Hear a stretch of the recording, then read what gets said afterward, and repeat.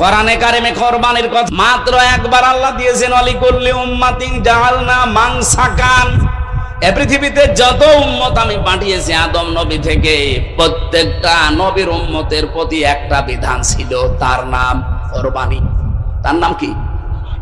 আমাদের মাত্র আর 3 সপ্তাহ বাকি আছে। এজন্য অনেকে যারা কোরবানি কিনছেন, কিনবেন, এটা কিন্তু সেই আদম নবী থেকে আরম্ভ হয়েছে, কিয়ামত পর্যন্ত বিধানটা চলবে। কোরবান শব্দের শাব্দিক অর্থ নিকটবর্তী হওয়া, নৈকট্য অর্জন করা। আর একটা অর্থ আছে আল্লাহর বিধান। জিলহজ মাসের 10, 11, 12 এই 3 দিনে পশু জবাইয়ের মাধ্যমে আল্লাহর সন্তুষ্টি অর্জন করার জন্য যে কাজ করা হয় এর নাম কোরবানি। কিন্তু কোরবানির বিধানটা শুধু আমাদের প্রতি এরকম, এর আগে যারা দুনিয়া থেকে বিদায় নিয়েছে তাদের উপর এরকম ছিল না। হযরতে আদম আলাইহিস সালামের কাহিনীটা আল্লাহ আমাদেরকে শুনিয়েছেন আজকের তেলাওয়াতকৃত আয়াত সূরা মায়েদার 27 নম্বর আয়াত, ওয়াতলু আলাইহিম নাবা আবনাই আদম বিল হক। হে নবী, আপনার উম্মতদেরকে আদম নবীর কাহিনীটা একটু ভালো করে শোনান। আদম নবীর ওই সন্তানদের যে কাহিনীটা, ইদ করবা কুরবানান, যখন তারা কোরবানি পেশ করেছিল, তাদের শরীয়তের নিয়ম ছিল এরকম চাটিয়াল ময়দানে পশু জবাই করে রেখে আসতো, আকাশ থেকে আগুনের ঝলক এসে পুড়িয়ে ফেলতো। তা ভালো মানুষ, ওর টাকা হালাল। আর যেটা জবাই পড়ে থাকতো আগুনের ঝলক এসে পুড়িয়ে দিত না, এলাকার মানুষ বুঝতো যে এ 2 নাম্বার, এর টাকাও 2 নাম্বার। আর আমার মনে হয় মাঝে মাঝে আয়াতটা পড়লে এই শরীয়ত যদি এখন আমাদের দেশে থাকতো, কত হাসি যে ধরা। ঠিক মানে এখানে আমরা 1000-এর ভেতরে 990 জন ধরা খাতাম। কথা বলে না কেন? দেখতে তো ভালোই মনে হচ্ছে, অর্থ সম্পদ উপায় ঠিক নেই। এমনকি নিজে পবিত্র না, নিজেও অপবিত্র হয়ে আছে, হারাম মাল ভেতরে ঢুকিয়ে নিজের শরীর মন সব অপবিত্র করে আছে। অপবিত্র সম্পদ দিয়ে জবাই করবে কোরবানি, ওটা জীবন ও আকাশ থেকে আসবে না। এই 2 ভাইয়ের ভেতরে এই কোরবানির নিয়মটা ছিল তাদের। একজন যখন রেখে এসেছে কবুল হয়েছে, আর একজন একটা হয়নি। আল্লাহ পাক বলেন তখনই আর একটা যে আছে ভাই, যারটা হয়নি, এ লোকটা তেড়িয়ে এসেছে।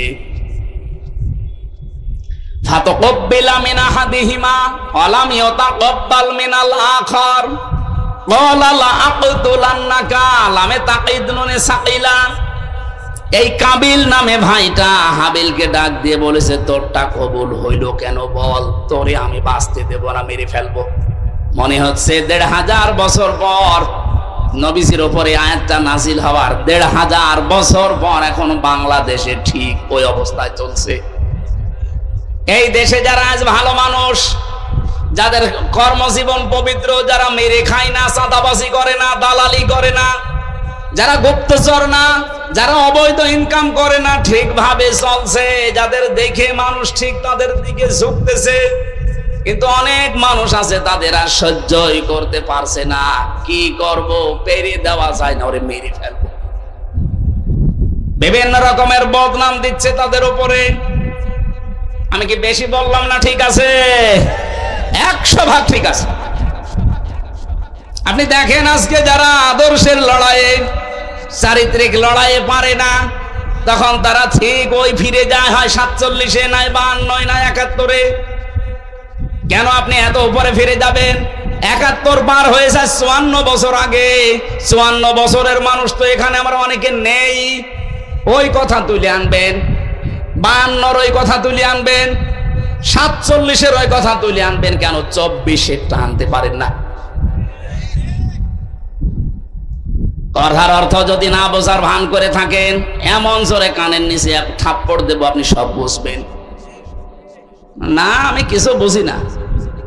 এই যে আজকে আন্তর্জাতিক ভাবে, দেশীয় ভাবে রাম আর বামরা সব বুঝে ফেলেছে।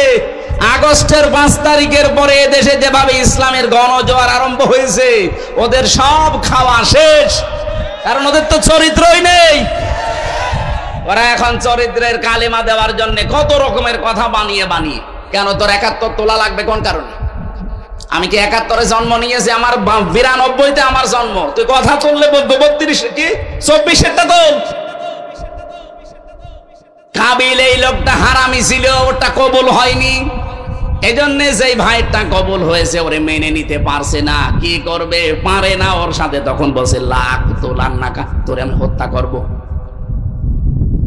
হাবিলও জবাব দিয়েছিল। আমরা আজ হাবিলের যারা আদম নবীর সন্তান হিসাবে হাবিলের মতো আমরা যারা আছি, আমার মনে হয় এখন যে অবস্থা চলছে হাবিলের মতো জবাব দেওয়া লাগবে।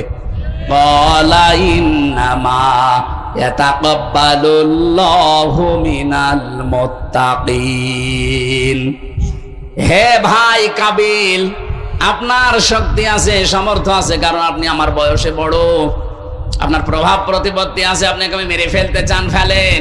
কিন্তু আল্লাহ এই পৃথিবীতে শুধু মুত্তাকিদের ইবাদত বন্দেগী কাজকর্ম কবুল করছে, করবে। ইয়াতাকাব্বালু এটা মোজারে, বর্তমান ভবিষ্যৎ, প্রেজেন্ট ফিউচার। আপনি যতই জোর করেন না কেন জীবনও আপনি আল্লাহর আস্থাভাজন প্রিয় ভাজন হতে পারবেন না। জোর করে কোনো কিছু পৃথিবীতে আদায় হয় না, সাময়িক হয়, পরবর্তীতে ওর ক্ষতি হয় বেশি। আর একটা গুরুত্বপূর্ণ মাস চলছে আমাদের সামনে, আর কয়েকদিন পরে মাত্র 22 দিন বাকি আছে ঈদুল আজহা। সেই সংক্রান্ত একটা আয়াত কোরআন থেকে পড়েছি, তাফসীর আকারে কথা বলার চেষ্টা চালাবো। আমা তাওফীকি ইল্লা বিল্লাহ। নবীজি জানিয়েছেন মান ক্বালা বিহি সাদাকা, যারা কোরআন দিয়ে কথা বলে এরা সত্য কথা বলে। এখানে যেখানে কথা শুনবেন, যার কথা শুনবেন, যদি কোরআন দিয়ে বলে ওইটা সত্য কথা না, এইটা ঠিক বলা ঠিক হয়। এইটা ঠিক হয়নি এই জন্যে কারণ বাংলাদেশে বহু মানুষ আমরা দেখি তারা কোরআনের আয়াত পড়ে কথা শোনায়, কিন্তু ওই কথা কোরআনে নেই। এই জন্য আপনাদেরকে আহ্বান জানায়, সব ফরজের বড় ফরজ কোরআনের জ্ঞান অর্জন করা। এইটার দিকে এগিয়ে আসা লাগবে, নয়তো আপনাকে ভুল ভাল বুঝিয়ে মানুষ অন্যদিকে নিয়ে চলে যাবে। এই সাতক্ষীরা নলতা এলাকায় এই যে গিয়াসউদ্দিন তাহেরি সাহেব আসে, এ কিন্তু কোরআনের আয়াত পড়েই কথা শোনায়। যারা হালকা পাতলা একটু কোরআন বসে ওদের জিজ্ঞাসা করেন তো কি কোরআনের উপরে আছে না বাবার দিকে চলে গেছে? কোরআনের আয়াত তো ঠিকই পড়ে, কুল হু আল্লাহু আহাদ, এ নবী আপনি বলেন আল্লাহ এক, এ পর্যন্ত ঠিক আছে। এরপরে এই যে কানে হাত দিয়ে শুরু করে, এই নবী কোন নবী? ফাতেমার বাবা। ফাতেমাকে হোসাইনের মা, হোসাইনকে কারবালার শহীদ হয়েছিল। আপনাদেরকে আমি কারবালার কাহিনী শোনাবো মাত্র 2 ঘন্টা। আয়াত পড়েছে কি? কুল হু আল্লাহু আহাদ, আর তাফসীর হচ্ছে কারবালার। আমরা যারা সামনে বসে থাকি মনে করি আরে তাফসীর হচ্ছে। বলেন তো এটার নাম কি তাফসীর? আপনি আয়াত পড়লেন কি আর তাফসীর করছেন কি? তারপরও কারবালার যে শিক্ষাগুলো, কমপক্ষে 10টা মহান শিক্ষা আছে কারবালা, ওইগুলোও যদি বলতো তাও তো মেনে নেওয়া যায়। কোন জায়গায় কি আন্দাজে বানিয়ে বানিয়ে তার নামে চালিয়ে দেয়। আমাদের কণ্ঠ ভালো, গলায় সুর আছে, মানুষ মনে করে না এ কোরআন হাদিসের কথাই বলছে। এই জন্য বাংলার মানুষকে আমরা বারবার জানাচ্ছি, এই দেশে কয়েক প্রকার কথা হয়, তার ভেতরে এই একটা, এটার নাম হচ্ছে আওয়াজ। এটা ওয়াজও না, তাফসীরও না, এর নাম কি? আওয়াজ হয়। আমরা আওয়াজ দেব না ইনশাআল্লাহ। এই জন্য আপনি আমি যা বলবো এটা আসলেই কোরআন কিনা, কোরআনের কথা তো সত্য কথা, কিন্তু ওইভাবে তো আল্লাহ যেভাবে জানিয়েছে ওইভাবে বলা লাগবে। আপনি যদি উল্টা দিকে চলে যান ওটা কি সত্য থাকবে? লিল্লাহিল আসমাউল হুসনা ফাদউহু বিহা ওয়া দারুল্লাযিনা ইলহিদুনা ফি আসমাই।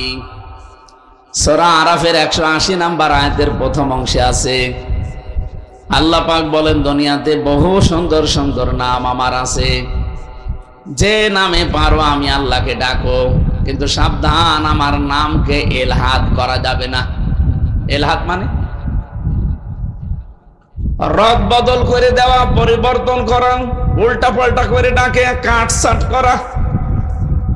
এই যে আল্লাহ আল্লাহ কিছুক্ষণ বলার পর কেউ যদি বলে ইয়ালি বাবা, শালি বাবা, কেল্লা বাবা, ফতে বাবা, এ কি আল্লাহর ভেতরে আছে?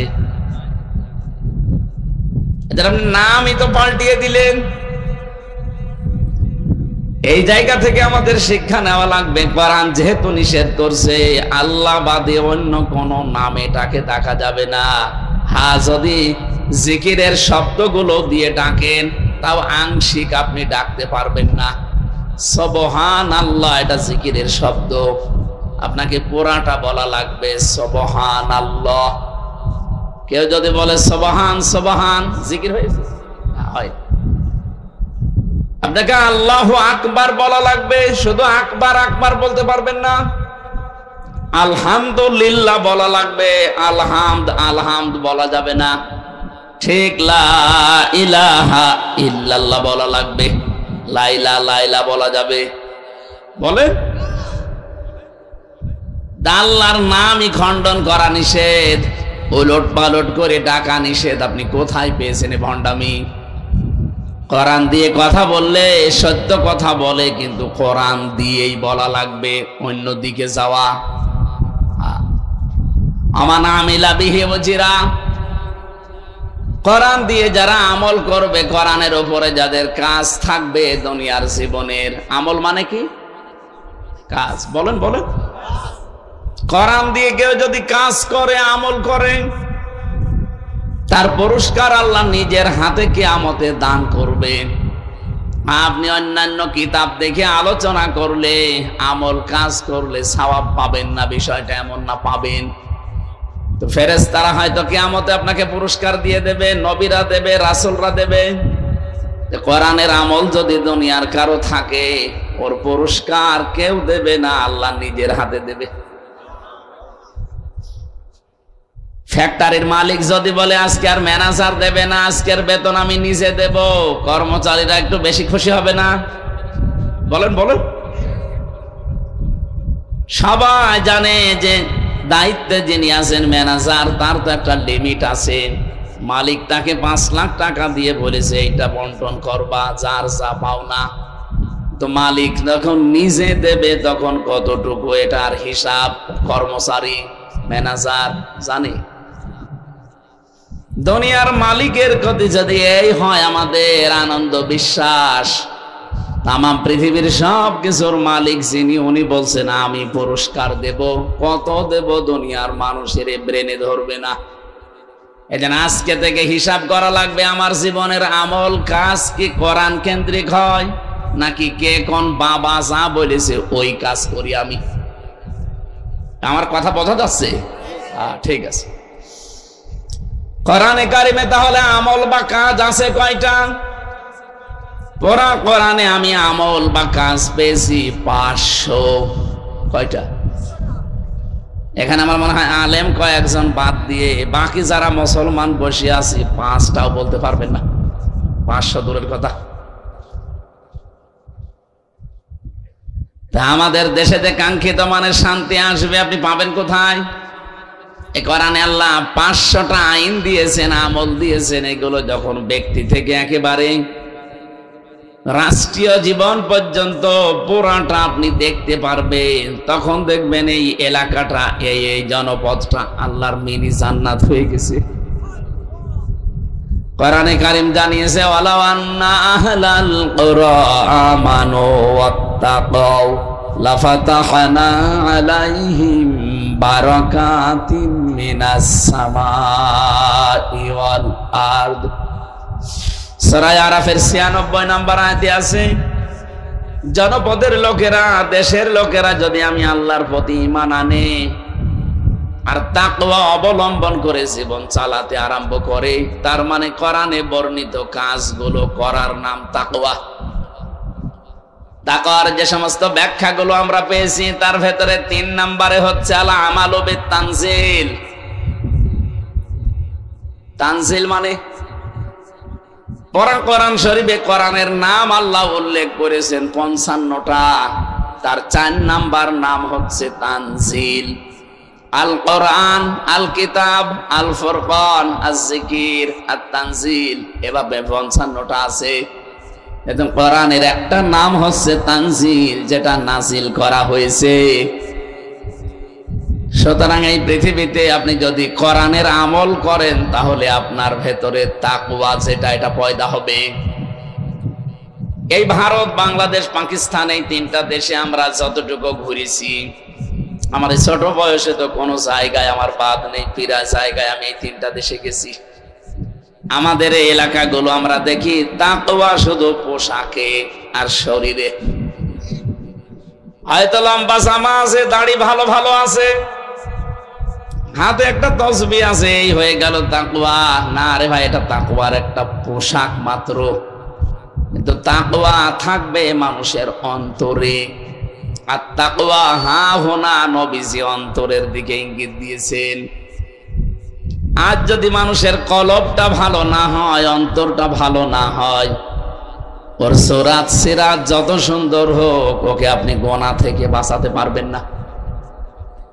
এই যে সালমান এফ রহমান, বলেন তো এই লোকটার মাথা থেকে পা পর্যন্ত পুরাটা সাদা দেখতে মনে হয় কি? মাথার চুলও সাদা, পায়ের স্যান্ডেল পর্যন্ত সাদা, আর বাকি যা আছে সবই সাদা। এরপরেও লোকটা ৩৬,০০০ কোটি টাকা চুরি করেছে। 7টা ব্যাংক থেকে লোকটা ৩৬,০০০ কোটি। আমার মনে হয় মুরব্বীকে যদি আপনি গুনতে দেন, ও জীবন শেষ হয়ে যাবে, গোনা শেষ হবে না। আপনি কি যাই তাই মনে করেন 2-1 টাকা? ৩৬,০০০ কোটি। এত বড় দরবেশ, এত বড় সাদা মনের মানুষ যদি এরকম কাদা মার্কা কাজ করে, তাহলে যারা একেবারে কাদা, ওরা কি করেছে আপনি বলেন? এই যে গত পরশু দিন রিপোর্ট বেরিয়েছে, হাসিনার ছেলের শুধুমাত্র বিদেশে পড়তে 400 কোটি টাকা খরচ হয়েছে। সুবহানাল্লাহ। একটা মানুষের পড়তে যদি এত টাকা খরচ হয়, কি বিলাসিতায় ছিল আপনি বলেন তো? আপনি কি অন্য দিকে নিয়ে যাবেন না? বলেন, শেখ হাসিনার যে পরিবার, কি বাংলাদেশের ভেতরে শ্রেষ্ঠ ধনী? আমার বাবার মতোই। তার যদি এত টাকা খরচ হয় একটা ছেলের পেছনে, যারা আমরা যারা আছে, আমরা কি এদেশের ভাড়াটিয়া নাকি?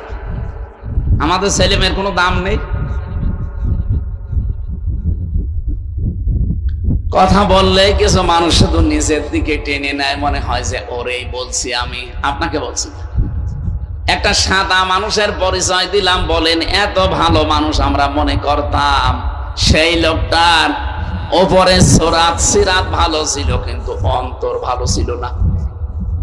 এত টাকা মানুষ চুরি করে, 2-1 টাকা, 5 টাকা, 10-20 হাজার হলে তো মেনে নেওয়া যায়। এখানে আজকে থেকে আমরা যদি কোরআনের আমল করতে পারি, কোরআন কেন্দ্রিক কাজ হয় আমাদের, এই পৃথিবীতে তাকওয়া কি সেটা আপনি নিজে নিজে অনুভব করবেন যে তাকওয়া আমার ভেতরে পয়দা হয়ে গেছে। তাকওয়ার যতগুলো মিনিং আছে, তার ভেতরে অন্যতম হচ্ছে আল কিনায়াতু বিল কলিল। আপনি অল্পে তুষ্ট হয়ে যাবেন, বেশি পাওয়া লাগবে না আপনার, অল্প কিছু হলে আপনি তুষ্ট হয়ে যাবেন। এই যে জেলখানায় যারা আমরা 3 বছর কাটালাম, আমি আরো কত মানুষ জেলের পরে জেল খাটতে আছে। জেলখানার সম্বল বাটি আর কম্বল, এই ছাড়া আর কিছু নেই। একটা বাটি দেয় আর কম্বল আছে, এছাড়া জেলখানায় আপনার নিজের বলতে আর কিচ্ছু নেই। মানুষের জীবন কাটছে না। আমার তো 3টা বছর মাত্র এই 2টা জিনিস দিয়ে কেটে গেল। একটা বাটি দিয়েছিল আর একটা কম্বল দিয়েছিল জেল থেকে। আর বাইরে থেকে যেহেতু আমাদের যোগাযোগ বিচ্ছিন্ন ছিল, সবকিছু খবরাখবর নিষেধ, তা আমার জীবন কাটেনি। 3 বছর কষ্ট হয়েছে, কিন্তু চলে তো গেছে। ওই সময় থেকে আমি নিজেকে আস্তে আস্তে করে কন্ট্রোল প্রায় করে ফেলেছি যে দুনিয়ার জীবনটা এরকমই, অল্পে যে যত তুষ্ট হতে পারবে সে মানসিক ভাবে তত বেশি শান্তি পাবে। আজ হাজারো পরিবারে আমাদের শান্তি থাকে না, অনেক পরিবারে নিজের পুরুষ যারা আমরা আছি উচ্চবিলাসিতা, আর বউগুলো যেগুলো বেশি ওগুলো একেবারে ঐশ্বরিয়া মার্কা। ওর স্বামীর ইনকাম প্রতি মাসে 15,000 টাকা, এমনও বউ আছে তার পেছনে খরচ করা লাগে প্রতি মাসে 14,000 টাকা। এরকম বউ দেশে নেই? আপনার তো থাকবে। আমার ভাইরা না, ও একটা দুঃখে পড়েছে বলে বলে ফেললো। এখানে হাজারো মানুষ আমরা এরকম আছি। সম্মানিত মা বোনেরা, আপনাকে আল্লাহ যে স্বামীর বাড়িতে দিয়েছে, ওর যতটুকু ইনকাম আছে ওইটার উপরে আপনার চাহিদাকে নিয়ন্ত্রণ করা লাগবে। কি কথা বলেন এখানে? আপনি যদি এখন ঐশ্বরিয়ার মতো ভাব নেন যে না আমি ওইভাবে চলবো, আপনার স্বামী কি ওর স্বামীর মতো ইনকাম করে? আপনাকে তো আল্লাহ সলিমুদ্দির বাড়িতে না পাঠিয়ে সালমান এফ রহমানের বাড়িতে পাঠাতে পারত তার বউ করে। তখন আপনি মন মতো খরচ করতেন। যেহেতু ওই জায়গায় না দিয়ে এরকম একটা গরিব মানুষের বাড়িতে আপনাকে দিয়েছে, সুতরাং এর যতটুকু ইনকাম আছে এতটুকুর উপরে নিজের চাহিদাকে ঠিক রাখবেন। দুনিয়াতে এবং আখিরাতে উভয় জগতে কামিয়াবি হওয়ার জন্য এইটা আমার মনে হয় এখন খুব বেশি দরকার। বেশি বেশি পাওয়া, বেশি বেশি পাওয়া, এই পাওয়ার আকাঙ্ক্ষা মানুষের কাটে না ওই দিন পর্যন্ত যতদিন চোখ বন্ধ না হয়।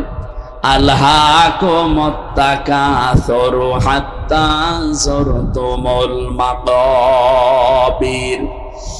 রব্বুল আলামিন বলেন মানুষ বেশি বেশি পাওয়ার জন্য মহা অন্ধ হয়ে গেছে। এ ঘোর কাটে না ওই দিন পর্যন্ত যতদিন ওর কাছে আজরাইল না যায়। ঘর একদিন ঠিকই আপনার কাটবে, সোজা আপনি হয়ে যাবেন। যেভাবে সোজা কথা বলছি আমিও নিজেও সোজা হয়ে যাব, কিন্তু চকলেটের মতো মুড়িয়ে একটা পেঁয়াজ দিয়ে যখন সোজা করে রাখবে ওই সময় আপনি যদি বাঁকা হয়েও কোনো জায়গায় পড়ে মরে যান, তাও যারা নিয়ে মাটি দেবে ঠিক চকলেটের মতো লম্বা করে 3 পেঁয়াজ দিয়ে সোজা করে দেবে, নাকি বাঁকা করে দেয়? এখন হয়তো কেমন কেমন লাগছে যে ছাতা এখন কি বলে দুনিয়া কি মজা লেলো, খাও দাও ফুর্তি করো, আর এ কি আরম্ভ করেছে। আরে ভাই কোনো গ্যারান্টি যদি থাকতো আমি বলতাম না। যেহেতু বসে আছেন দাঁড়াবেন সে গ্যারান্টিও আপনার হাতে আছে, নেই। এটা গল্প পড়েছিলাম উপন্যাসে। এক ব্যাঙ একদিন সাপকে ডাক দিয়ে বলে, বন্ধু সবই তোমার ভালো লাগে, তুমি যে আঁকা বাঁকা হয়ে চলাফেরা করো ওইটা ভালো লাগে না, একটু সোজা হয়ে চলতে পারো না? সোজা হয়ে চললে দেখতেও তো ভালো লাগে, একটু আঁকা বাঁকা হয়ে যাও। সাপ বলে, কি তুই আমার চলায় ভুল ধরলি? দিয়েছে 100 বল। ব্যাংকে ধরতে পারে নাই, দিয়েছে এরকম পানির ভেতরে লাফ। উপরে বসে আছে ফনা তুলে।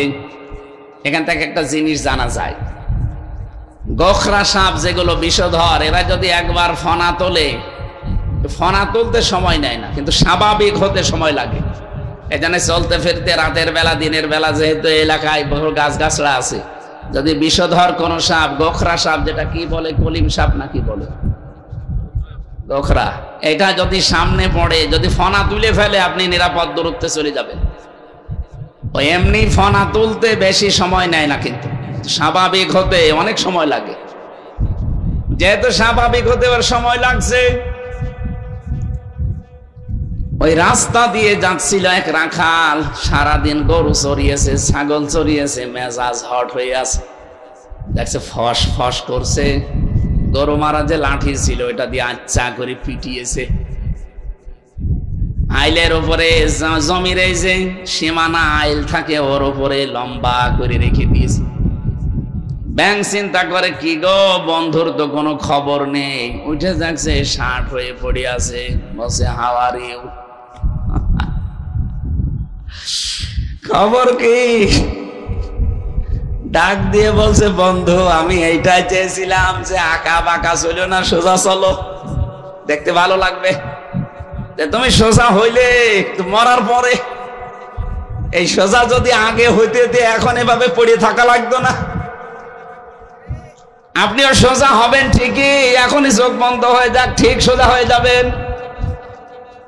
এই জন্য অল্পে তুষ্টি, এটা যেহেতু তাকওয়ার 2 নম্বরে গুরুত্বপূর্ণ একটা পয়েন্টে আছে, আল খাউফু মিনাল জালিল আল কিনায়াতু বিল কলিল আল আমালু বিত তানজিল।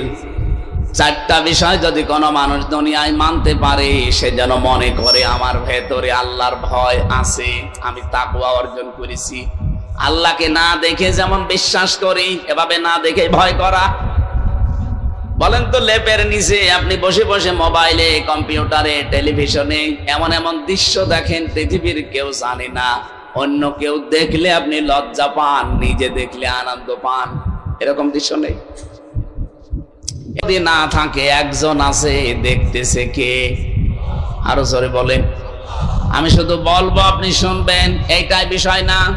আমি নিজে যেন আজকে থেকে এর ওপরে চলতে পারি, আপনারাও চালাতে পারি, সেই তৌফিক আল্লাহ দান করেন। কেউ দেখে না, একজন দেখতেছে, ওনাকে যেমন না দেখে আমি বিশ্বাস করি, না দেখে ওইভাবে ভয়ও করি। টেলিভিশন হোক, মোবাইল হোক, কম্পিউটার হোক, ল্যাপটপ হোক, যেটা বাইরে দেখা যায় যাচ্ছে, ওইটা টেলিভিশনের পর্দায় দেখা যায় যাচ্ছে। যেটা বাইরে দেখা যায় নেই, যেটা টিভির পর্দায়, মোবাইলের পর্দায়ও দেখা যায় নেই, এটা মাসলা। কথা বুঝেছে? একটা মেয়ে লোকের সর্বোচ্চ পর্দা হচ্ছে আজিমাত। হাত মোজা, পা মোজা দিয়ে মাথার চুল থেকে পায়ের তালু পর্যন্ত পোড়াটা ঢেকে রাখবে, এমনকি চোখের উপরও হিসাব টেনে দেবে একটা কালো হালকা কাপড়, এটার নাম আজিমাত। এটা যদি কেউ করে চলতে পারে, ও সোনায় সোহাগা। মেয়েদের জন্য রুখসাত আছে, ছাড় আছে। সব জায়গা তো আর এরকম আপনি চলতে পারবেন না, এই জন্য কিছু কিছু জায়গায় ছাড় আছে মেয়েদের জন্য। এই হাতের কবজি, পায়ের পাতা আর মুখমণ্ডল, এই 3টা জায়গা বাদ দিয়ে যদি প্রয়োজন হয়, আপনি পুরা শরীর ঢেকে বাইরে যেতে পারবেন। আলেমদের এখানে মতামত আছে 2টা। আগে যেটা বললাম, ওইটাই আপনি যদি মেনে চলতে পারেন, তাহলে সর্বোত্তম। ইমাম আবু হানিফা রহমতুল্লাহ আলাইহির মত হচ্ছে, একটা মেয়ে লোকের সতর বা পর্দা ফরজ যতটুকু, মুখমণ্ডল, হাতের কবজি, পায়ের পাতা বাদ দিয়ে পুরা শরীর আপনি ঢেকে রাখবেন। আর একটা পুরুষ মানুষের সতর কি, নাভি থেকে শুরু করে হাঁটু পর্যন্ত ঢেকে রাখাই লাগবে যদি কাপড় থাকে। কাপড় না থাকলে আপনি উলঙ্গ হয়েও থাকতে পারেন।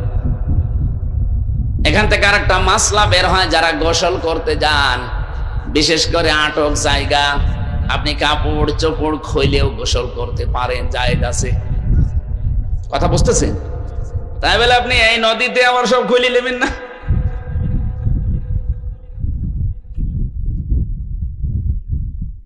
পোশাকের যে মাত্রাটা বললাম নারী পুরুষের, বাংলাদেশে বহু মানুষ আমরা দেখি, বউকে আমরা শাড়ি কিনে দেই, মেয়েকে শাড়ি কিনে দেই না, এটা দিয়ে পর্দা আদায় হয় না, নামাজও হয় না।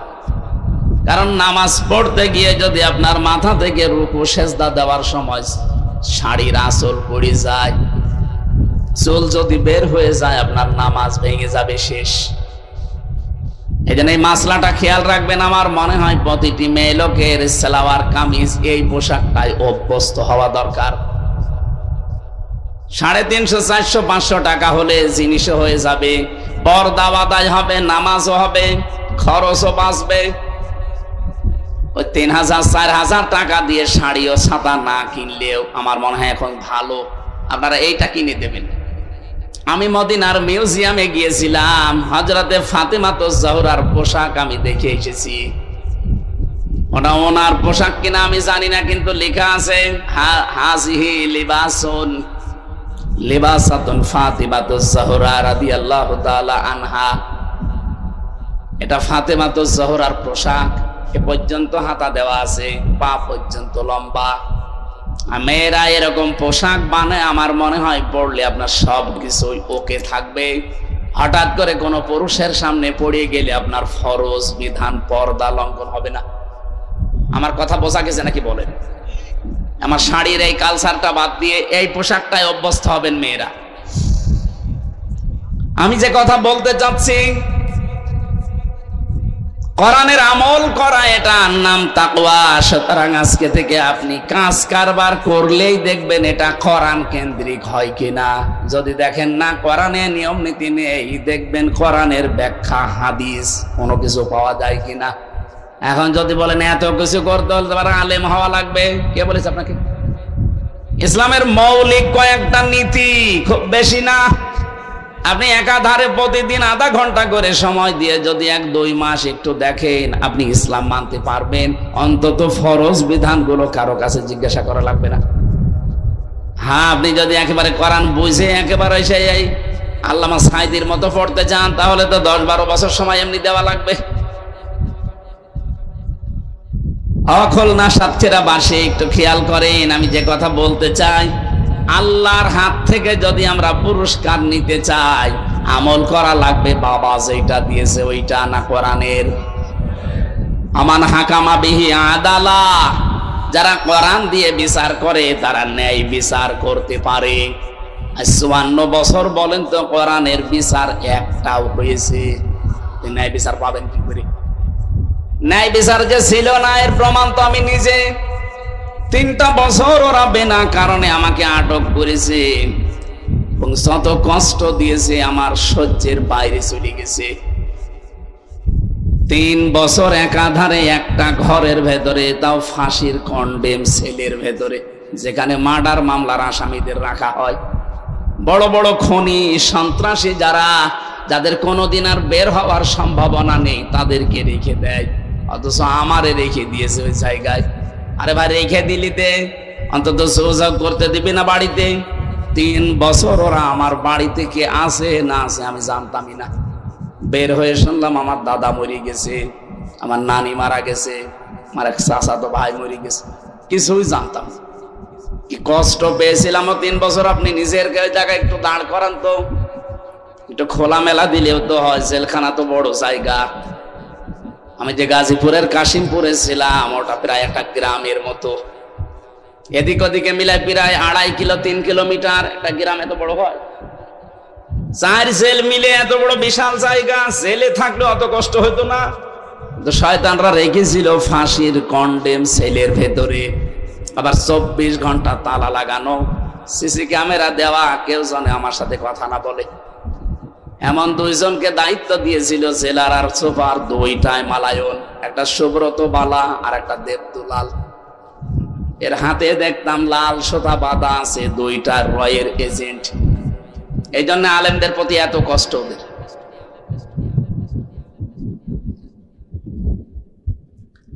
আমার সাতক্ষীরা বাসে আমি আমার ইমান থেকে বলছি, বাংলাদেশের 64 জেলার ভেতরে মন থেকে ইমানের কারণে আপনারা যেহেতু কষ্ট পেয়েছিলেন বেশি, এই জন্য একটু ভালোবাসা আপনার প্রতি এমনি বেশি। অন্য জেলায় গেলে মায়াটা আসে না, কারণ ওরা এত কষ্ট দিনের জন্য, ইসলামের জন্য পায়নি। এ জেলার মানুষ যত কষ্ট সহ্য করেছে 15 বছর, চিন্তা করতে পারেন। একটা মানুষের বাড়ি বুলডোজার দিয়ে মাটির সাথে মিশিয়ে দিয়েছে বিনা কারণে। এ জেলায় না এটা?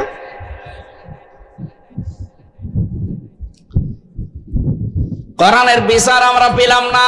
54 বছর চলে যাচ্ছে দেখতে দেখতে। এটা যে থাকলে কেমন লাগে। আমি মালয়েশিয়া কয়েকদিন আগে ছিলাম, ওখানে কোরআনের বিচার ফুল নেই, কিন্তু যতটুকু ওরা অন্তত মেনে চলে অতটুকুই শান্তিতে আছে। সৌদি আরবে ছিলাম আমি, ওখানে কোরআনের বিচার 100 ভাগ পাইনি, হয়তো 60 ভাগ আছে 100 ভাগের ভেতরে, তাই যে শান্তিতে ওরা থাকে।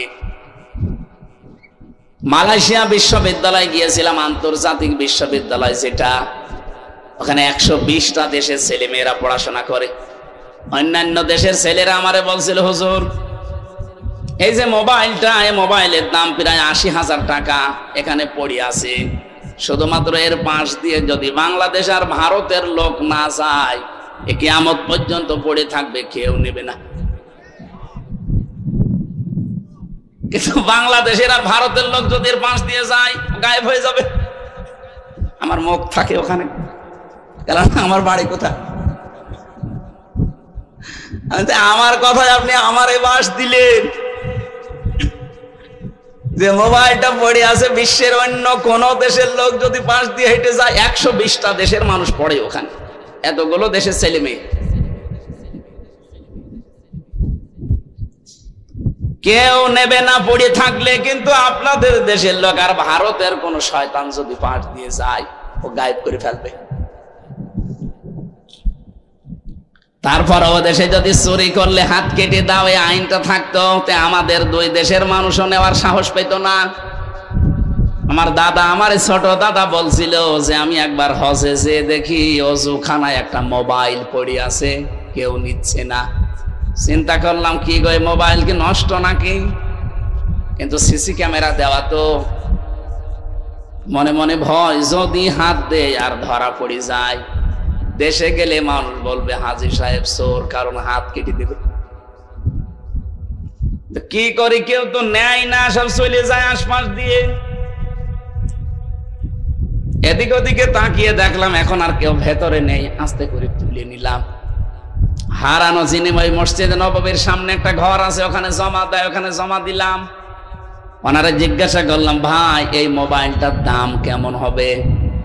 ওনার ভাষা দিয়ে আমার জিজ্ঞাসা করছে, ইয়া হাজিউল হুজ্জাত আয়না বিলাদুকা, হাজি দেশ কোথায়? যে তুমি বাংলাদেশ। বাংলাদেশ থেকে এসেছি। উনি ওনার ভাষা দিয়ে বলছে, হাজি যে মোবাইলটা পেয়েছেন, এই মোবাইলটা বাংলাদেশের টাকার মান অনুযায়ী ৭২,০০০ টাকা, তাও ১৬ সালে। এখন তো আরো বেড়ে গেছে, ওটা লাখ পার হয়ে যাবে। ৭২,০০০ টাকার মোবাইল ওই সময় পড়ে আছে, কেউ নিচ্ছে না। এদেশে থাকবে? ৭২ পয়সা রেখে দেন তো থাকে কিনা? যে কথা তুলেছিলাম এইটাই বলার জন্যে, কোরআনের বিচার যদি আমরা সত্যি পেয়ে যেতাম এই দেশে, ৭২,০০০ টাকার মোবাইল না, ৭২ কোটি টাকা পড়ে থাকলেও কিয়ামত পর্যন্ত ওখানেই থাকতো।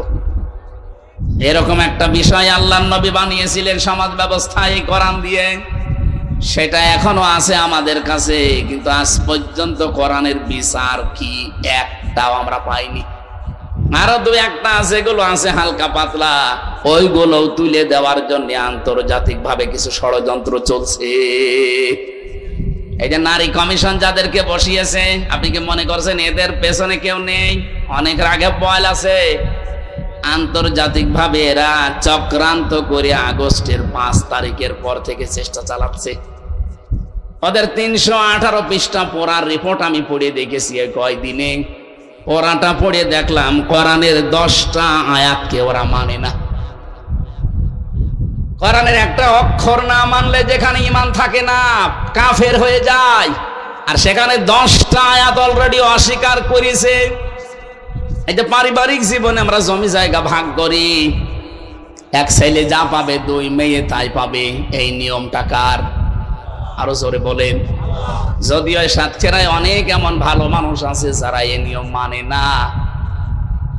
ছেলের নামে সব লিখে দেয় আর মেয়ের মাথায় হাত দিয়ে বলে, মা তোর জন্য দোয়া করে দিলাম। টাটকা নির্ভেজাল শয়তান। তুই দোয়া তো করবে, ওরে ফাঁকি দিলি কেন? 16 সালে আমার সাথে হজে গিয়েছিল ফরিদপুরের একজন। ও যাবার সময় আমারে গল্প করছে, আমার পাশে বিমানের সিট পড়েছে, বলছে হুজুর কাজ একটা করে এসেছি। কি? জমি জায়গা দোকানপাট যা ছিল সব ছেলের নামে লিখে দিয়েছি। আসার সময় 2টা মেয়ে ছিল, ওদের মাথায় হাত দিয়ে বললাম কাবা শরীফে যাচ্ছি, দোয়া করে দেব। আপনার হজ বাংলাদেশে যাওয়া দূরের কথা, জেদ্দার বিমানবন্দরও পার হবে না। আপনি কিসের দোয়া করতে এসেছেন এখানে? আপনার নিজের গোনায় তো মাফ হবে না। আপনি শরীক ফাঁকি দিয়েছেন। কান খাড়া করে শোনেন, সাতক্ষীরাবাসী যারা শরীক ফাঁকি দেন, বোনের জমি, ভাইয়ের জমি, মেয়ের জমি, জনগণের কোন সম্পদ যদি শরীক কেউ ফাঁকি দেন, 2টা সমস্যায় আপনি পড়বেন। 1 নম্বরে যেদিন শরীক ফাঁকি দিয়েছেন ওই দিন থেকে যতদিন বেঁচে আছেন যা ইবাদত বন্দেগী করবেন একটাও কবুল হবে না। এখানে যদি এরকম কেউ থাকেন যারা ভাইকে ফাঁকি দিয়ে জাল দলিল করে নিজের নামে লিখে নিয়েছেন, না মনে হয় এসব নেই? হ্যাঁ, যদি এরকম কেউ থাকেন আজকে যে ওটা ফেরত দেবেন। অনেকে মনে করে বোনেরটা ফাঁকি দিলে মনে হয় সমস্যা নেই, কারণ আমার আপন বোন, আরো ডবল গুনাহ হবে।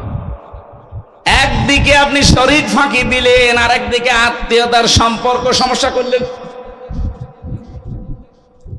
আমি কাউকে কিছু বলবো না, চোখ বন্ধ করে আসি। সত্যি করে বলেন তো, বোনকে ফাঁকি দিয়েছেন যারা? একটু হাত তুলে দেখান, ওরা দেখুক। কেউ নেই।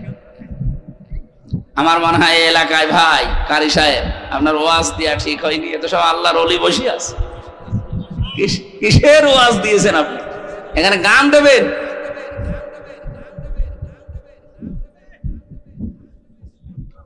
আপনি একটু ভাবেন তো নবীর এই হাদিসের দিকে তাকিয়ে, যেই দিন আপনি বোনের জমি, ভাইয়ের জমি, ফুফুর জমি, চাচার জমি অথবা নিজের মেয়েকে ফাঁকি দিয়ে অন্য উল্টা পাল্টা করে গেলেন, কিসের নামাজ পড়লেন, হজ করে আসেন, আপনি তাহাজ্জুদ পড়লেও তো ওই দিন থেকে কবুল হওয়া সব বন্ধ। 2 নম্বরে, যেদিন মারা যাবেন ঈমান পাবেন না, বেঈমান হয়ে মরবেন। আপনি কার জন্য কি করছেন?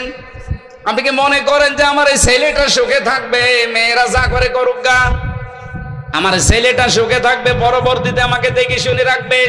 আপনাকে দেখে শুনে রাখার দায়িত্ব কি ছেলের না আল্লাহর? তাম দুনিয়া ভর্তি সম্পদ দিলেও যদি আমার আল্লাহ বলে না, তোর ছেলে তোর দায়িত্ব পালন করবে না, ওই ছেলে ওই সম্পদ নিয়ে আরো অবৈধ কাজে ব্যয় করবে। মাঝখান থেকে আপনার জীবনের ইবাদত বন্দেগী গুলো নষ্ট করলেন, আর মরণের সময় বেঈমান হয়ে মরে গেলেন। কারো জন্য কিছু করার দরকার নেই। দুনিয়া পুরাটা একটা ধোঁকা। আপনি মনে করবেন আপনার বউ এও ধোঁকা, আপনার মা বাবা এও ধোঁকা, সব ধোঁকা। আমার কোরআনে কারিমে আল্লাহ জানিয়েছেন, আমাল হায়াতুদ দুনিয়া ইল্লা মাতাউল গুরুর। হে পৃথিবীর মানুষেরা, দুনিয়ার জীবন কিন্তু পুরাটা ধোঁকা। যত কিছুই মরিচিকার মতো মনে হোক না, এ আমারে ছাড়বে না। কে বলেছে আপনাকে? আমি আমার নিজেরটা বলছি, আল্লাহর কসম। কোরআন আমার সামনে। এখন যদি আমি গপ করে পড়ে মরে যাই, আর আপনি আমার ম্যাডামরা যদি খবর দেন যে হামজা পটল তুলেছে, হ্যাঁ ও কানবে, আমার ভালোবাসে, কানবে। 2-3 দিন হয়তো কান্নাকাটি করে খাবার দাবারও হালকা পাতলা বন্ধ করে দেবে। 7 দিন পরে দেখবেন স্বাভাবিক হয়ে গেছে। কি কথা বলছেন কেন? 7 দিন পরে স্বাভাবিক হওয়া শুধু না, 1 মাস যেতে যেতে দেখবেন আবার আনন্দ ফুর্তি আরম্ভ হয়ে গেছে দুনিয়ার মানুষের সাথে। খুব বেশি হলেও 3 মাস 10 দিনের ভেতর ওর বাবা এসে আমার বাবার কাছ থেকে বলে ওরে নিয়েও চলে যাবে, বলবে ও তো নেই, এখন মেয়ে রেখে করবো কি?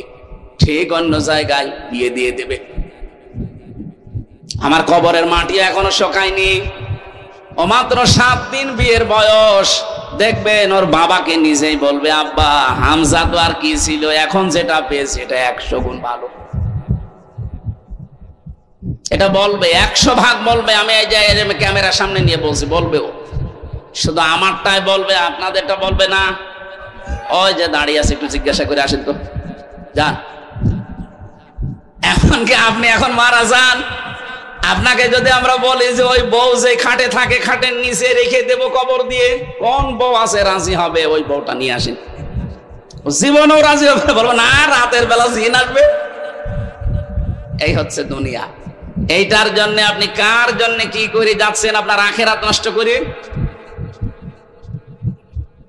আমি আমার ঈমান থেকে একটা বিষয় জেলখানায় থেকে বুঝেছি, নাইতো এর আগে আমি এটা শুনতাম কিন্তু বাস্তবতায় টের পেতাম না। এটা উপলব্ধি করেছি এই বিচ্ছিন্ন থাকার কারণে, যে দুনিয়া আসলে কেউ কারো না, সব স্বার্থের পেছনে আছে। আমি যার জন্য যা করে যাচ্ছি বলেন তো, কুষ্টিয়ায় আমার বাবার নাম রিয়াজউদ্দিন, আমার দাদার নাম জাহান আলী, তার বাবার নাম নমাজ আলী। এরপরে আমি আর চিনি না। 3 পুরুষের পরে আমার আর মনে নেই, আমি আর চিনিও না। এ মুরব্বিকে যদি জিজ্ঞাসা করা হয় আপনার বাবার নাম কি, বলেন তো। আপনার দাদার নাম, তার দাদার নাম জানে না। আমি তো তাও 3 পুরুষ বললাম, 2 পুরুষের পর আর মনে নেই, আর জানার দরকার নেই। সাদা শ্রেণী আমি করবো কি?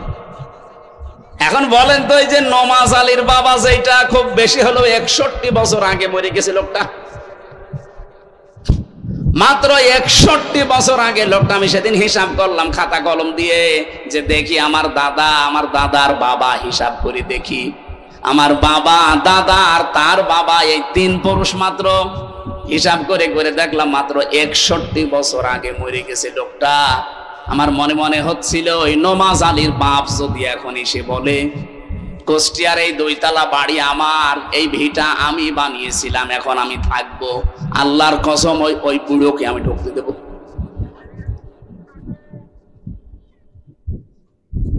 অথচ আসলে কিন্তু এই যে কুষ্টিয়ার যে বাড়িটা আমার, এটা ওই মুরব্বী বানিয়েছিল।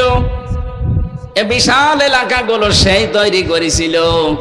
মাত্র 60-61 বছর পরে আসলে তারে যদি আমি ঢুকতে না দেই, আমারও 50 বছর পরে যখন আমি মরে যাব, যদি দুনিয়ায় আমি আসি, আল্লাহর কসম আমার বাড়িতে এখন যারা আছে তা আমারও ঢুকতে দেবে না। এইটার নাম দুনিয়া। সম্মানিতা মা বোনেরা, এটা সামনে রাখা লাগবে। তাহলে দুনিয়ার জীবনটা যদি আপনার কাছে সত্যিই মনে হয় যে এটা ধোঁকা, আপনি কাউকে ফাঁকি দিতে পারবেন না। যার যতটুকু হক আছে, আপনি আরো দুনিয়ায় জীবিত থাকতে পঙ্খানো আদায় করে যাবেন। কোন স্বামী যদি, স্ত্রী যদি চায় যে আমার স্বামী আরো বেশি দিন বেঁচে থাক আমার সাথে, তার সম্মান বেড়ে যাক, তার সম্পদ আদি আল্লাহ যা দিয়েছে এটা আরো বাড়তে থাক, আল্লাহর নবী বলেন ওই স্ত্রী লোকের উচিত হবে স্বামীকে তাকিদ দেওয়া, পেছনে লেগে থাকা আঠার মতো, যে স্বামী যা করো করো, কিন্তু রক্তের সম্পর্কগুলো ঠিক রাখো। যাদের সাথে তোমার রক্তের সম্পর্ক আছে, তোমার বোনের আছে, তোমার ভাইয়ের আছে, তোমার চাচার আছে, তোমার ফুফুর আছে, আমার বংশের আমার শ্বশুর শাশুড়ি যারা আছে এদের আছে, যাদেরই আছে, এইগুলো একটু ঠিক রাখো, এদের হক অন্তত আদায় করো। আমরা যেভাবে চলি অন্তত ঠিক আছি। এভাবে যদি তারা উদ্বুদ্ধ করতো, আমার মনে হয় অনেক স্বামী নিজের বোন গরিব বলে অনেকে আমরা পরিচয় দিতে চাই না। ধর্ম আত্মীয় সেই সাতক্ষীরায় প্রতি মাসে 3 বার করে যায়। নাকি আমি বেশি বলে ফেললাম? হচ্ছে না আমাদের। মেয়েরা যারা এসেছেন, আমি বারবার অনেক মেয়ে লোক বলে, হ্যাঁ হুজুর শুধু আমাদের পেছনেই লাগে। আরে ভাই, আপনার পেছনে না, আমি চাই আপনি বেঁচে যান। আপনি ধরা খাবেন। আপনার কারণে হাজারো স্বামী তার মা বাবাকে আলাদা করে দিচ্ছে, শুধু আপনার এই ছোট মনের কারণে। এখানে আমি সহ যত স্বামী বসে আছে, আমি কোরআন মাথায় নিয়ে ওদেরকে বলাতে পারি, একটা স্বামীও মন থেকে বলবে না যে আমার মা বাবা আলাদা হয়ে যাক। আপনি জিজ্ঞাসা করেন, কোনটারে জিজ্ঞাসা করবেন করেন, কিন্তু ওখানে যারা বসে আছে বোরকা পরিয়ে জিজ্ঞাসা করেন, 100টার 80টা বা 90টা মহিলা বলবে যে না, আমি ওই বুড়ো বুড়ির সাথে থাকবো না। আপনি নিজের মা বাবা হলে এভাবে আলাদা করে দিতে পারতেন। হ্যাঁ, আছে কিছু ভালো আছে হালকা। কয়েকদিন আগে এসপি মারা গেছে, নিজের গুলি দিয়ে আত্মহত্যা করে, আপনি তার জীবনটা পড়েন। এই বউ শাশুড়ির দ্বন্দ্বের কারণে লোকটা মানসিক যন্ত্রণা সহ্য করতে না পেরে একজন এসপি, চিন্তা করতে পারেন, একটা জেলার 2nd কমান্ডে আছে সেই লোকটা, তার প্রতিদিনের উপায় অন্তত চোখ বন্ধ করে থাকলেও 20 লাখ। বিসিএস ক্যাডার কোথায় পৌঁছিয়ে তার জীবনটা অলরেডি কিছুদিন পরে সে এসপি হয়ে যেত, এরপরে ডিসি হইতো, এরপরে রাষ্ট্রের গুরুত্বপূর্ণ কোন দেশের অন্তত রাষ্ট্রদূত হয়ে জীবনটা একেবারে জান্নাতের মতো কাটাতে পারত। তো পারিবারিক জীবনে ওর বউ আর মা, এদের ভেতরে সাপে নেউলের মতো সম্পর্ক। শাশুড়ি যারা এসেছেন, শুধু নামাজ পড়া, রোজা রাখা আর কালো বোরকা পরা ইবাদত না। অন্যের একটা মেয়ে এসেছে, মেয়েটাকে নিজের মেয়ের মতো দেখতে পারেন না। একটু ভাবা যায় না যে আমার মেয়ে যদি দোষ করতো, আমি কি এভাবে বকাবকি করতাম না, শিখিয়ে দিতাম? ওইটা একটু মনে করে অন্তত চালিয়ে নেন। বৌমা যারা এসেছে, এরা যদি মনে করতো এগুলো আমার মা বাবার মতোই, মা বাবা যদি আমার বেঁচে থাকতো, আমার কাছে এইভাবেই থাকতো। আমি যতটুকু বুঝি ভাই, ইসলাম আর বাস্তবতা, আজ হাজার পরিবারে শুধু বউ আর শাশুড়ির ছোট মনের কারণে আমরা মানসিক রোগী হয়ে যাচ্ছি। এখানে এরকম রোগী আছেন? কারা হাত তোলেন তো? একজন। ঠিক আছে, মা বোনদেরকে বলবো নামাজ যেভাবে গুরুত্ব দিয়ে পড়েন, রোজা সেভাবে গুরুত্ব দিয়ে রাখেন, পরিবারটা এইভাবে একটু গুরুত্ব দিয়ে রাখেন, দেখবেন পরিবারে আমার আল্লাহ একটা অনির্বচন সুখ দান করবেন। কোরআনের বিচার ব্যবস্থার কথা বলছিলাম, এটা নেই, এই জন্য আমরা আজ অবিচারে আছি। সত্যি যদি এটা আমরা আজ দেখতে পেতাম, কোরআনের বিচার থাকলে আপনি মিনি জান্নাতে বাস করতেন। এইটাই আমরা সামনে কায়েম করতে চাচ্ছি, কিন্তু ষড়যন্ত্র যেহেতু হচ্ছে, আমাদের এই জন্য ঐক্যবদ্ধ থাকা লাগবে। আরে ভাই, কোন আদর্শ মানেন, কোন দল করেন, শব্দ দেখলেন 54 বছরে কি পেয়েছেন আপনি? আপনার বাবা কি পেয়েছে? মরে তো কব্বরে চলে গেছে সে।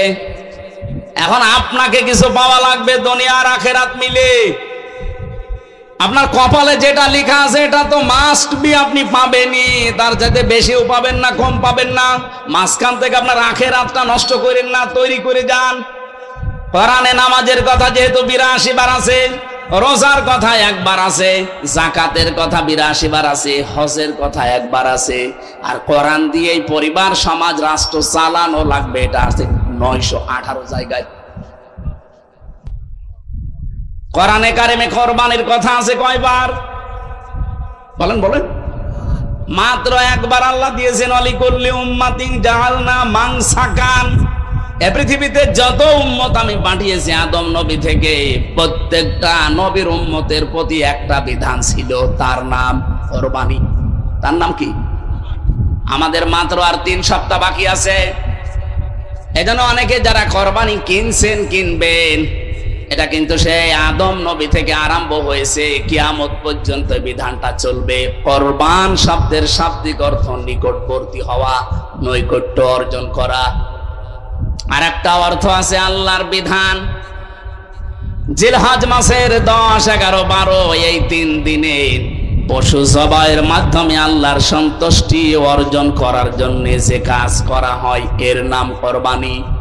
কিন্তু কোরবানির বিধানটা শুধু আমাদের প্রতি এরকম, এর আগে যারা দুনিয়া থেকে বিদায় নিয়েছে তাদের উপর এরকম ছিল না।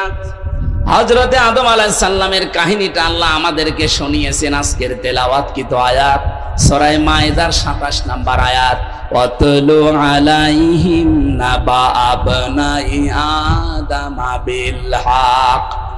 হে নবী, আপনার উম্মতদেরকে আদম নবীর কাহিনীটা একটু ভালো করে শোনান। আদম নবীর ওই সন্তানদের যে কাহিনীটা, ইদ করবা কুরবানান, যখন তারা কোরবানি পেশ করেছিল, তাদের শরীয়তের নিয়ম ছিল এরকম চাটিয়াল ময়দানে পশু জবাই করে রেখে আসতো, আকাশ থেকে আগুনের ঝলক এসে পুড়িয়ে ফেলতো। তা ভালো মানুষ, ওর টাকা হালাল। আর যেটা জবাই পড়ে থাকতো, আগুনের ঝলক এসে পুড়িয়ে দিত না, এলাকার মানুষ বুঝতো যে 2 নাম্বার, এর টাকাও 2 নাম্বার। আর আমার মনে হয় মাঝে মাঝে আয়াতটা পড়লে এই শরীয়ত যদি এখন আমাদের দেশে থাকতো, কত হাসি যে ধরা। ঠিক মানে এখানে আমরা 1000-এর ভেতরে 990 জন ধরা খাতাম। কথা বলে না কেন? দেখতে তো ভালোই মনে হচ্ছে, অর্থ সম্পদ উপায় ঠিক নেই, এমনকি নিজে পবিত্র না, নিজেও অপবিত্র হয়ে আছে, হারাম মাল ভেতরে ঢুকিয়ে নিজের শরীর মন সব অপবিত্র করে আছে। অপবিত্র সম্পদ দিয়ে জবাই করবে কোরবানি, ওটা জীবন ও আকাশ থেকে আসবে না। এই 2 ভাইয়ের ভেতরে এই কোরবানির নিয়মটা ছিল তাদের। একজন যখন রেখে এসেছে কবুল হয়েছে, আর একজন একটা হয়নি। আল্লাহ পাক বলেন তখনই আর একটা যে আছে ভাই, যারটা হয়নি, এই লোকটা তেড়িয়ে এসেছে। ফাতাকাব্বালা মিন আহাদিহিমা ওয়া লাম ইয়াতাকাব্বাল মিনাল আখার ক্বালা লা আকতুলান্নাকা লামে তাকিদ নুনে সাকিলা। এই কাবিল নামে ভাইটা হাবিলকে ডাক দিয়ে বলেছে, তোরটা কবুল হইল কেন বল, তোরে আমি বাঁচতে দেব না, মেরে ফেলবো।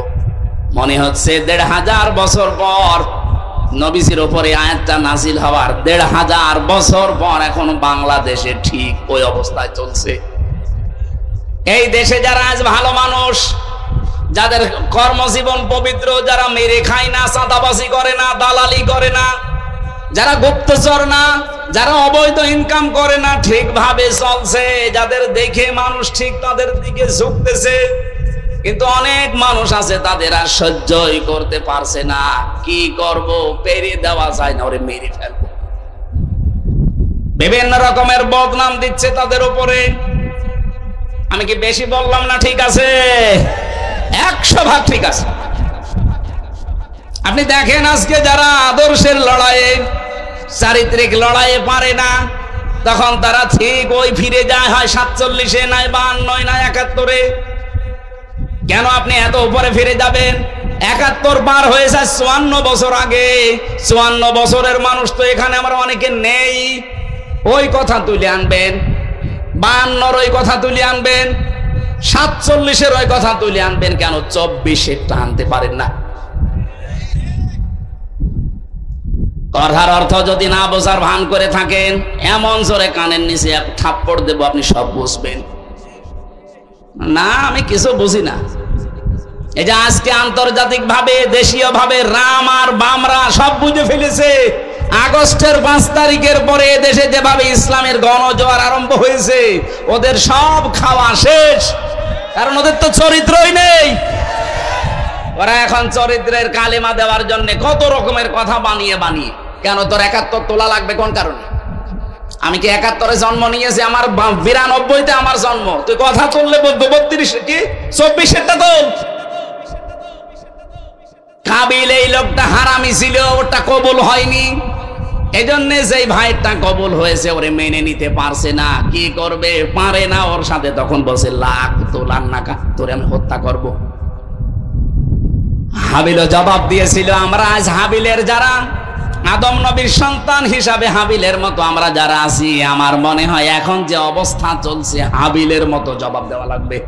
ক্বালা ইন্নামা ইয়াতাকাব্বালুল্লাহু মিনাল মুত্তাকিন। হে ভাই কাবিল, আপনার শক্তি আছে, সামর্থ্য আছে, কারণ আপনি আমার বয়সে বড়, আপনার প্রভাব প্রতিপত্তি আছে, আপনাকে আমি মেরে ফেলতে চান, ফেলেন। কিন্তু আল্লাহ এই পৃথিবীতে শুধু মুত্তাকিদের ইবাদত বন্দেগী কাজকর্ম কবুল করছে, করবে। ইয়াতাকাব্বালু, এটা মোজারে, বর্তমান ভবিষ্যৎ, প্রেজেন্ট ফিউচার। আপনি যতই জোর করেন না কেন, জীবনও আপনি আল্লাহর আস্থাভাজন, প্রিয়ভাজন হতে পারবেন না। জোর করে কোনো কিছু পৃথিবীতে আদায় হয় না, সাময়িক হয়, পরবর্তীতে ওর ক্ষতি হয় বেশি। 15.5 বছরে জোর করে কত কিছু করেছিল, একটাও টিকেছে? বলেন। 12,500 কোটি টাকা খরচ করে বানিয়েছিল মূর্তি সারা দেশে, একটাও আছে? একটাও আছে? কোস্টিয়ার যেটা ছিল এত শক্ত ছিল, শয়তান ভাঙা যাচ্ছিল না। শেষে ভেগো নিয়ে এসে ভেঙেছে, পুরা মাটির ভেতর থেকে তুলে ওই গড়াই নদীতে ফেলে দিয়ে এখন ওই জায়গায় আল্লাহ লিখে দিয়েছে। আমার মনে হয় সরকারের উচিত, যেহেতু 92% আমরা মুসলমানের দেশে, এই 12,500 কোটি টাকা তো পানিতে চলে গেল। যেখানে যেখানে এরকম গোল চত্বর করা আছে, এই সব জায়গায় আমার আল্লাহু আকবার এই শব্দটা লিখে একটা পিলার লাগিয়ে দেওয়া দরকার। মানুষ চলতে ফিরতে যেন আল্লাহর নামটা উচ্চারণ করে। এ দাবি আপনারা করেন না? আমি এই ব্রাহ্মণবাড়িয়ায় কসবাতে একটা দেখেছি, আল্লাহর 99টা নাম দিয়ে পিলার বানিয়েছি। চারিদিকে মানুষ 4টা রাস্তার মোড় যাচ্ছে, অন্তত একবার হলেও আল্লাহু আকবার বলছে। আর আমরা 15.5 বছরে আল্লাহু আকবার না, ওইটা দেখেই মনে হয়তো বঙ্গ বল্টু, ও দেখেই মনে হয়তো আমি কইরে ওই জিকির করলে সওয়াব হবে। একটা মরা মানুষের জন্য যা করা হয়েছে, কেউ যদি আল্লাহর এই পরিমাণ প্রশংসা করতো, আমার মনে হয় আরো খুশি হয়ে যেত। এজন্য আমাদের এখন উচিত হাবিলের পর্যায়ে থাকা, কাবিলের মতো মারদাঙ্গা না। বহু অত্যাচার, জুলুম, নির্যাতন সাতক্ষীরা সহ্য করেছে, সামনেও করবে, কিন্তু কোনদিন কাবিলের মতো মায়ের মুখে আমরা হব না। এগুলোর জন্য আজ যারা উল্টাপাল্টা দোষ দিচ্ছেন আমাদের প্রতি, আমারে যদি এখন বলে যে এইটাও রাজাকার ছিল, শয়তান হাসবে না? এর বয়স হচ্ছে 33 বছর, এর বাবা ওই সময় কেবল হয়েছে।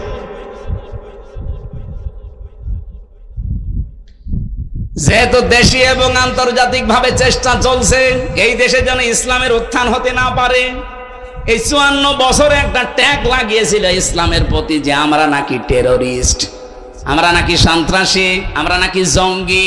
এটা আজ মিথ্যা প্রমাণ হয়েছে, কারণ এই 9 মাস 7 দিন হয়ে গেল বাংলাদেশে আজ পর্যন্ত একটা জঙ্গি ধরা পড়েছে। আসলে জঙ্গি নেই তো ধরা পড়বে কি করে? জঙ্গি বোঝেন আপনি? জঙ্গি বুঝলে সিরিয়ায় যাওয়া লাগবে, জঙ্গি ঠিক করতে পাকিস্তানে যাওয়া লাগবে। আপনি কোথায় পেয়েছেন আন্দাজে জঙ্গি? 3 বছর তো আমি জেলে ওদের সাথে ছিলাম, জঙ্গি বলে ওরা কিছু না। আমার মতো সাধারণ মানুষ জঙ্গি মামলা লাগিয়ে দিয়েছে। ওর ভেতরে একজন পেয়েছিলাম, তার নাম আব্দুল মতিন, 17 বছর জেলে আছে। ও হচ্ছে আল্লাহর দলের প্রধান সারা বাংলাদেশের। ওনারে বললাম, ভাই আপনি আল্লাহর দলের সভাপতি, সেক্রেটারি কে? বলছে আমার ছেলে। ও আপনি সভাপতি, আপনার ছেলে সেক্রেটারি, আর বাংলাদেশে কেউ নেই। এই হচ্ছে জঙ্গি। কারণ এগুলো বসে বসে লিখতে হয় হাসি হাসি না, অত হাসি বলাও নিষেধ। আর এটা মন্তস্থ করতো এই দেশের গোয়েন্দা বিভাগের কিছু আছে। এই ভারতের 5টা গোলাম ছিল আর আমেরিকার গোলাম ছিল, এরা আমি নিজে তো দেখেছি রিমান্ডে। এই শয়তানরা নিজেরা বলছে আপনার কোনো দোষ নেই। তা দোষ নেই তো আমার উপর এত অত্যাচার কেন? একজনকে টাইট দেব, আরো 100টা মোল্লা টাইট হবে। মানে এমন কষ্ট দেব যেন আপনারে দেখে অন্তত আরো 100 মোল্লা টাইট হয়ে যায়। এই ছিল ওদের মিশন। তাছাড়া আমারে বাড়ি থেকে নিয়ে গেল, কুষ্টিয়ার গ্রামের বাড়ি হালসা থেকে, আর পরের দিন পেপারে দিলেও কে দিয়েছে যে কুষ্টিয়ার চড়হাঁস থেকে ওনাকে আমরা গোপন আস্তানা থেকে নিয়ে এসেছি। ওরাটা ডাহা মিথ্যা কথা। নেলো বাড়ির 2 তলা থেকে নিয়ে গেল, আর লেখছে কোন জায়গায়? কুষ্টিয়ার চড়হাঁস থেকে। এভাবে প্রত্যেকে যত মানুষ আমি ভেতরে পেয়েছিলাম, কত মানুষ 3 বছর 5 বছর 7 বছর পড়ে আছে কেউ জানি না। ওই ডিবি অফিসে কাউন্টার টেরিজমে মাটির নিচে পড়ে আছে। চেহারা দেখলে ভয়ঙ্কর, ভয় লাগে মাঝে মাঝে। এত বড় বড় নখ হয়ে গেছে। 4 মাস 5 মাস পরে একবার নখ কাটতে দেয়, চুল দাড়ি গোপ, মনে হচ্ছে ওরে বাবা জঙ্গল থেকে আসতেছে। কেউ জানে না। সিলেটের একজনকে পেয়েছিলাম, আমার পাশের ছেলে ছিল, যে ভাই কয় বছর আছে? বলছে আমি জানি না। তার মানে কমপক্ষে 7-8 বছর পড়ে আছে। ওর চুল দাড়ি নখ মখ দেখলে ভয় লাগতো। অথচ পাশের ছেলে তো খালি মাঝখানে একটা দেওয়াল, এই কোলে তো এই যে লোহার ব্যারিকেড দেওয়া। কথা বললে শুনতে পেতাম, মাঝে মাঝে সামনে নিয়ে আসতো, দেখা হতো। এই মাটির নিচে কোনো আওয়াজ নেই, দিন কখন হয় রাত কখন হয় জানতাম না। এই শয়তানরা এই কাজগুলো করে এই দেশটাকে আজ 54 বছর এই প্রতিবেশী নামে কলঙ্ক, এই পৃথিবীর নিকৃষ্ট জাতি এই মুশরিক হিন্দু, এই নরেন্দ্র মোদীর যারা আছে, এই সবগুলো মানুষ নামে কলঙ্ক, জানোয়ার এগুলো। এই জানোয়ারদের কারণে এই দেশে ইসলাম যেন উঠতে না পারে, সেই কাজ ওরা করেছিল। আগে ধরেছিল আলেমদের। বাংলাদেশে আলেমরা জঙ্গি আজ 9 মাস 7 দিনে একটাও ধরা পড়লো না। কারণ জঙ্গির নাটকও পাঠাইতো লিখে লিখে, আর এগুলো মন্তস্থ করতো ওদের দিয়ে। ওরাও পালিয়েছে, ও পালিয়েছে। এখন জঙ্গি পাবেন কোথায়? মসজিদ গুলো একটার পর একটা ভাঙছে। আজ পর্যন্ত পৃথিবীর ইতিহাস আমরা পাইনি যে যত খারাপ হোক, যে আল্লাহর ঘর ভেঙে দিয়েছে। 1500 বছর আগে একবার ভাঙতে এসেছিল, নিচেই ভেঙে গেছে। আব্রাহা কাসফি মাকুল হয়ে গেছে। আর এই শয়তানরা কতগুলো, প্রায় 900 কতগুলো মসজিদ ভেঙেছে অলরেডি। আজকেও একটা ভেঙেছে।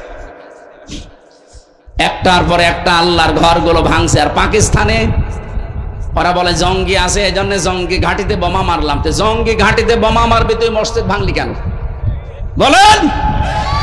মসজিদ ভেঙেছে, মাদ্রাসা ভেঙেছে, বাচ্চা মেরেছে, এর নাম জঙ্গি ঘাটিতে হামলা করা?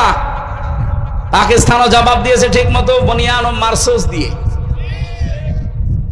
বাপ না, দোলা ভাই না, শেষ পর্যন্ত সৌদি আরবকে কল দিয়ে হয়নি, আমেরিকারে ধরেছে যে তাড়াতাড়ি থামান, এরা তো একেবারে আল্লাহর নামে লেগেছে, আমাদের একেবারে নির্বংশ করে ছাড়বে। বাংলাদেশের দিকে এখন টার্গেটটা, কারণ পাকিস্তানের এই যুদ্ধটা থামিয়েছে একটা উদ্দেশ্য নিয়ে। এরা এই যুদ্ধটা থামিয়ে এখন টার্গেটটা এদিকে দিয়েছে। কিছু দালাল আর কিছু গুপ্তচরকে এরা অলরেডি রেডি করে জাতির ভেতর এখন ফাটল ধরাতে চায়। এই মাহফুজ আলম একজন। আপনি বাস্তবতা বোঝেন না, ভেতরে খোঁজ খবর নিয়ে দেখেন, 2 দিন রিমান্ডে বাড়ি দেন, সব বলে দেন। যেহেতু গভীর ষড়যন্ত্র চলছে, আমাদেরকে কাবিলের ভূমিকা পালন করলে হবে না, হাবিলেরটা ভূমিকা পালন করা লাগবে, নীরব। আরে ভাই, আপনারটা জীবনেও কবুল হবে না, আপনি যা আরম্ভ করেছেন। আজকে একজন আকিকার ছাগল, আমি আসার সময় দেখছিলাম না, আকিকার ছাগল কেনার জন্য বাজারে যাচ্ছে, 3-4 জন লোক তারে ধরে পিটিয়ে বসে চাঁদা দেওয়া লাগবে এখান থেকে। একটা কথা হলো, এটাকে ফেরেশতারা করছে নাকি? সে যারাই করছে। তা আপনি এইরকম কাজ করে জীবনেও এই দেশের মানুষের কাছে আপনি মন পাবেন? এই লোকটার জীবনের দিকে তাকিয়ে বলেন তো, জীবনে কোনোদিন চাঁদাবাজি করেছে কিনা বলেন? চুরি করেছে কিনা? ডাকাতি করেছে? জেনা করেছে? আর আপনার জীবনে কি? আপনার মানুষ যে কাছে টানবে কি দিয়ে? আপনার তো চরিত্রই নেই। এই জন্য আহ্বান জানাচ্ছি, হাবিলের মতো চরিত্রবান হন, কোরবানি দেবেন, সঙ্গে সঙ্গে আগুনের ঝলক এসে পুড়িয়ে ফেলবে, কবুল হবে। আর কাবিলের মতো এরকম উদ্ধত্ত প্রকাশ করবেন, অহংকারী হবেন, উল্টা পাল্টা উপায় করবেন, 2 নাম্বারই, জীবনেও আপনি জনগণেরও মন পাবেন না, আল্লাহ তো পাবেনই না। আল্লাহ রাব্বুল আলামিন বলেন, কোরবানির এই ইতিহাসগুলো আপনার উম্মতদেরকে আপনি শোনাবেন, হাবিলের এই কথাগুলো, কারণ বছরে বছরে একবার করে আসে। যেহেতু আর 22 দিন আছে, আমাদের গুরুত্বপূর্ণ শিক্ষা দিতে আসতেছে। এই কোরবানির শিক্ষা যদি আপনি এবার না নিয়ে 22 দিন পরে যদি আপনি আবার ভুলে যান, এই দেশটা কিন্তু আর রাখতে পারবেন না। একবার একটু হাতছাড়া হয়ে 15.5 বছর চলে গেছে, এবার যদি হাতছাড়া হয়ে যায় 15.5 বছর না 32 বছর চলে যাবে। আশা করছি আপনারা বুঝেছেন, ইঙ্গিত দিয়েছি আমরা সব। এখন সব ভুলে একটু ধৈর্য ধারণ করে সামনের কিছুদিন আমরা চলা লাগবে। আন্তর্জাতিক ষড়যন্ত্রগুলো এখনো বন্ধ হয়নি, দেশীয় ষড়যন্ত্র চলছে। কোরবানি দেওয়ার মাধ্যমে আমরা আল্লাহর নৈকট্য অর্জন করতে চাই, আল্লাহ যেন তৌফিক দেন, আমিন। আপনারা আর 5-7 মিনিট পরে আজান হবে, এরপরে ওনাদের কারি সাহেবরা আসবে। আমরা মোনাজাতের মাধ্যমে শেষ করছি। এই যে গাড়ি আছে না, মেয়েদের আমি বই লিখেছিলাম, মেয়েদের জীবন নিয়ে, কারাগারে বসে বসে, ওটা নিয়ে যেয়ে পড়াবেন, কাজে লাগবে। আল্লাহুম্মা আমিন।